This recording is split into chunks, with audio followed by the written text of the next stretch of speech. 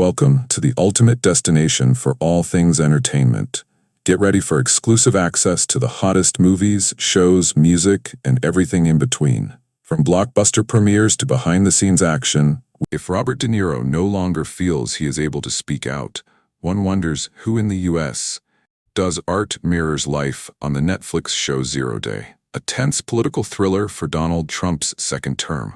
There are mobs on the street and far-right trolls on TV. There's a billionaire making mischief and a state of uproar in Congress. Robert De Niro stars as ex-President George Mullen, whisked out of retirement to investigate a crippling cyberattack. Mullen is dogged and courageous, but he's a man of the past, not quite on his mettle. His daughter thinks he's out of touch. "The world has changed in ways he doesn't understand," says his wife. I'm excited to talk to De Niro about 0 Day and its real-world echoes. The show's politics are what drew him to the project. The actor has made no secret of his disgust and loathing for Trump. But our Zoom interview comes with constraints. Netflix have requested that there be no personal or political questions, and have dispatched a pair of publicists to serve as chaperones. Even ex-presidents and movie stars have to work within a wider system. Sometimes it gives them freedom. At other times, maybe not. De Niro beams in from his home in New York.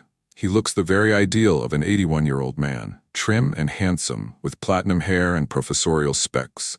There is a potted fern by his head and a barking dog at his feet. One good thing about making 0 Day was that it kept him close to his infant daughter Gia, the youngest of his 7 children. At his age, he has learned to choose his roles more carefully. I had another thing offered to me over in Eastern Europe recently. It was a terrific script, but I couldn't make it work, and one of the sticking points was the location. "New York shoots are the best," he says.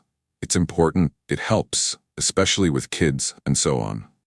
Everyone will have their favorite De Niro performance, whether it's silken Vito Corleone or toxic Jake LaMotta, the harried bounty hunter from Midnight Run or the traumatized Green Beret from The Deer Hunter. Naturally, the actor has his own favorites. Yesterday, he was at a school fundraiser and the other parents, all much younger than him, were clamoring to discuss his role in Martin Scorsese's Taxi Driver, which was nice and strange, because there is no way of predicting which films will last and which won't. "I mean, we always liked that script," he says. "We thought it was special, Marty and myself and Paul Schrader who wrote it, but after that you never know." So there's Taxi Driver, obviously, but there are other ones too.